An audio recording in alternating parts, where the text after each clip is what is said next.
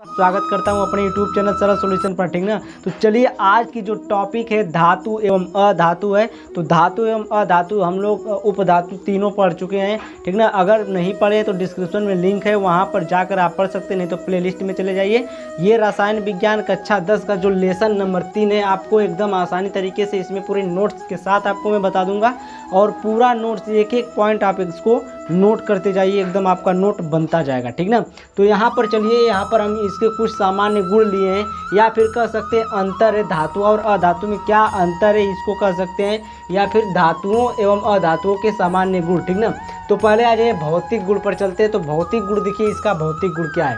पहला भौतिक गुण है चमक। अब देखिए जो धातु होती हैं वो कैसी होती है, चमकदार होती हैं कि चमकदार नहीं होती। तो जो धातुएं होती हैं वो क्या होती हैं, चमकदार होती हैं। जैसे में क्या, जैसे में आप लोहा देखे हैं, लोहा को जब काटा हुआ होता है, लोहा तो कैसा होता है, चमकदार होता है। और कोई भी चीज़ ले लीजिए जो धातु यानी कि सोना में चांदी, सोना हो, चांदी हो, प्लेटिनम हो, ठीक ना, या फिर क्या हो, पीतल का हो, कांसा हो, ये सब क्या है, धातुएं हैं। ठीक ना। आपको लोहा दिख रहा है, स्टील दिख रहा है, जो थाली होती है, ये सब चीज़ें जो भी हैं आपको धातु ही हैं। ठीक ना। ये सब क्या है, धातु हैं। तो पहली ये हो गई कि धातु में चमक, तो चमक तो धातु में होती है। ठीक ना। पहली बात ये हो गई कि धातु की सतह चमकदार होती है। ठीक, जैसे सोना है, चांदी है, लोहा है, पीतल है आदि, ये एग्जाम्पल हो गया। अब देखिए जो अधातु है, उसी में पहली पॉइंट अधातु में चमक की है, तो यहाँ पर जो पहली पॉइंट रहेगी इसमें भी वही चीज़ पहली पॉइंट रहेगी। ठीक। तो अधातु में क्या होता है कि अधातु की सतह चमकदार नहीं होती है। ठीक ना।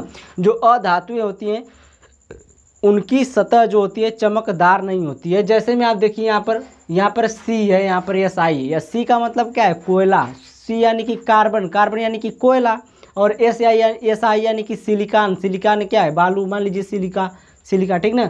लेकिन आयोडीन की सतह होती है, जो आयोडीन होता है वो चमकदार होता है। ठीक ना। आयोडीन अधातु है, इसमें अपवाद भी आपको मिलेंगे। आयोडीन क्या है, अधातु है। अधातु क्या है, ये इसमें अपवाद है, ये चमकदार होती है। ठीक ना। दूसरी पॉइंट आते हैं। दूसरी पॉइंट देखिए कठोरता है। दूसरी पॉइंट क्या है, कठोरता है। तो कठोरता में क्या होता है कि सभी धातुएं कठोर होती हैं। क्या होती है, सभी धातुएं क्या होती है, कठोर होती है। जैसे में देखिए, और जो कठोर नहीं होती है तो उनको देखिए, जैसे देखिए लिथियम है, सोडियम है, पोटेशियम है आदि नरम होती हैं। ठीक ना। ये धातु क्या होती है, कठोर नहीं होती है। कौन कौन, लिथियम है, सोडियम है, पोटेशियम है। फर्स्ट ए वर्ग के जो धातु है यही धातु है। ठीक ना। तो इसमें क्या होती है, ये सब धातुएं क्या होती है, कठोर नहीं होती, ये नरम होती है। और देखिए इन्हें चाकू से काटा जा सकता है। इन्हें चाकू से क्या किया जा सकता है, चाकू से काटा जा सकता है, इतने नरम होती हैं। और इन धातुओं को केरोसिन तेल में रखा जाता है। केरोसिन तेल यानी कि मिट्टी का तेल, जो मिट्टी में से निकलता है तेल ना, मिट्टी का तेल पहले बढ़ता था, अब तो नामो निशान लग रहा है, धीरे धीरे खत्म हो जाएगा। अब तो कोटा पर बट ही नहीं रहा है, और पता नहीं आ रहा है कि नहीं आ रहा है, ये सब पता ही नहीं चल रहा है क्या हो रहा है सब। ठीक ना। तो यहाँ पर देखिए जो धातु होती है, कुछ धातु नरम होती हैं। पहले ए वर्ग की धातु जो होती है नरम होती है, उनको हम चाकू से भी काट सकते हैं। अब देखिए इसमें आते हैं अधातु में। तो अधातु में जो है कठोरता, देखिए अधातुएं ज़्यादा कठोर नहीं होती हैं। जो अधातु होती है ज़्यादा कठोर नहीं होती, जो धातु होती है अधातु से कठोर होती है। ठीक। अब देखिए जो अधातु होती है ज़्यादा कठोर नहीं होती है, लेकिन जो कार्बन है, यहाँ पर देखिए सी लिखे हैं, लेकिन जो कार्बन है, कार्बन, ठीक ना, यहाँ पर देखिए सी यानी कि कार्बन, कोयला, जिसको हम कोयला बोलते हैं, कोयला होता है। और अपवाद में जिसमें हीरा सबसे कठोर होता है, अपवाद में हम लिखे हैं कि हीरा जो है सबसे कठोर होता है। हीरा क्या है, एक अधातु है। अधातु क्यों, ये तो चमकदार है, चमकदार ये भी है, कठोर है, लेकिन ठीक ना, कैसा है, कठोर भी है, लेकिन यह अपवाद में है। क्यों, क्योंकि ये कार्बन होता है ना, ये कार्बन होता है, इसका क्या होता है, अपरूप होता है, इसका दूसरा रूप होता है। ठीक ना, हीरा, इसलिए इसको हम क्या बोलते हैं, हीरा को क्या बोला जाता है, हीरा को बोला जाता है ये अधातु है। ठीक ना, हीरा क्या है, अधातु है। अब देखिए तीसरी पॉइंट में आते हैं। तीसरी पॉइंट तो अवस्था है। अवस्था यानी कि जानते होंगे आप, अवस्था यानी कि रूप कह सकते हैं। अवस्था यानी कि रूप, किस रूप में है। ठीक है। तो यहाँ पर देखिए यह कमरे के ताप पर ठोस होते हैं। जो धातु होती है यह कमरे के ताप पर कैसी होती है, ठोस होती है। कैसी होती है, ठोस होती है, यानी कि सॉलिड होती है। ठीक ना। ये क्या होती है, कमरे के, लेकिन अब लेकिन लग गया तो कुछ समस्या इसमें आ गई। तो जो Hg होता है पारा, लेकिन जो Hg होता है, Hg पारा जिसे कहते हैं मरकरी, ठीक ना, को छोड़कर सभी इसको छोड़ करके ये सब क्या होती हैं, कठोर होते हैं। ये क्यों? क्योंकि यह द्रव होता है। Hg जो है धातु है, लेकिन यह क्या है, द्रव होता है, ठीक ना। Hg जो पारा है यह धातु है, लेकिन यह द्रव होता है। तो इसमें यही तीसरी पॉइंट देखिए कि तीसरी पॉइंट, जो अधातु होते हैं कमरे के ताप पर या तो ठोस या तो गैसीय अवस्था में होंगे। जो ये हैं, ठीक ना, जो अधातु ये क्या होंगे, कमरे के ताप पर क्या होंगे, या तो ठोस होंगे या तो गैस की अवस्था में होंगे। जैसे ऑक्सीजन के ले लीजिए, हाइड्रोजन ले लीजिए, ये सब क्या होते हैं, क्लोरीन ले लीजिए, ठीक ना। लेकिन इसमें भी एक देखिए अपवाद आ गया है, केवल ब्रोमीन को Br को छोड़कर, केवल किसको छोड़कर, ब्रोमीन को छोड़कर, क्योंकि ब्रोमीन क्या है, द्रव अवस्था में होता है। ब्रोमीन अधातु है, लेकिन यह द्रव अवस्था में होता है। सभी ठोस होते हैं और गैस होते हैं, ये द्रव अवस्था में होता है, ठीक ना। तो कमरे के ताप पर यह ठोस या गैसीय अवस्था में होते हैं अधातु।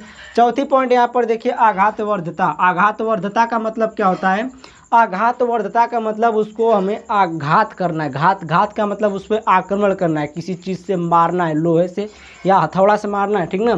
तो यहाँ पर देखिए धातु आघातवर्ध होती हैं क्योंकि इन्हें पीट कर पतली चादर के रूप में परिवर्तित किया जा सकता है। जो धातुएं होती हैं, जैसे लोहा, सोना, चांदी हो गया, ये सब धातु है ना। तो इन धातुओं को अगर हम लोहे से पीटेंगे, अगर मान लीजिए हथौड़ा से पीटेंगे, तो इनको क्या पतली चादर के रूप में ऐसे हम बना सकते हैं। तो ये पतली चादर के रूप में परिवर्तित कर सकते हैं, इसलिए अधातु क्या होती है, आघातवर्ध होती है। तो धातु आघातवर्ध होती है। अब देखिए अधातु जो होती है, अधातु आघातवर्ध नहीं होते हैं क्योंकि इन्हें पीटने पर ये बिखर जाते हैं। जो अधातु होते हैं, जैसे लकड़ी ले लीजिए, लकड़ी आपका अधातु, ईंटा आपका अधातु है, ठीक ना। प्लास्टिक की चीज़ क्या है, अधातु है। तो उसको अगर हम पीटेंगे इस तरह से, अगर हथौड़े से मार दे तो खट दे टूट जाता है। क्या होता है, खट दे टूट जाता है, ठीक ना। यहाँ पर बिखर जाते हैं टूट करके, ठीक। तो पांचवी पॉइंट यहाँ पर देखिए, तन्यता का मतलब क्या है, धातुओं को पीतली मतलब पतली, धातुओं को पतली तार के रूप में बदलना ही तन्यता कहलाता है। जो तन्यता होता है, जैसे कोई धातु है उसको हम पीट कर या फिर खींच करके, ठीक ना, कह सकते हैं खींच करके अगर उसको हम बढ़ा दें, तार के रूप में बढ़ा दें, तो उसको हम बोलते हैं तन्य। धातु में तन्यता है, ठीक ना, तो इसको बोलेंगे तन्यता। अब देखिए अधातुओं में तन्यता नहीं पाई जाती क्योंकि यह कठोर होते हैं, इनको हम खींच नहीं सकते। जैसे आप लकड़ी को खींच कर बढ़ा सकते हैं, नहीं बढ़ा सकते हैं। तार को आप खींच के बढ़ा सकते हैं, धातु होते हैं, ठीक ना। लोहे को आप खींच के बढ़ा सकते हैं, पिघला के बढ़ा देंगे, तभी क्या, धातु होते हैं। ये सब क्या होते हैं, धातु होते हैं। इसके आगे और भी पॉइंट है, ये 5 पॉइंट आप देख लिए। अब 5 पॉइंट के बाद अब आगे देखते हैं, ठीक ना, आगे। चलिए दोस्तों आगे चलते हैं। तो आगे देखिए क्या है, तो आगे देखिए भौतिक गुण में 6वीं पॉइंट है, ठीक ना, 7वीं पॉइंट है।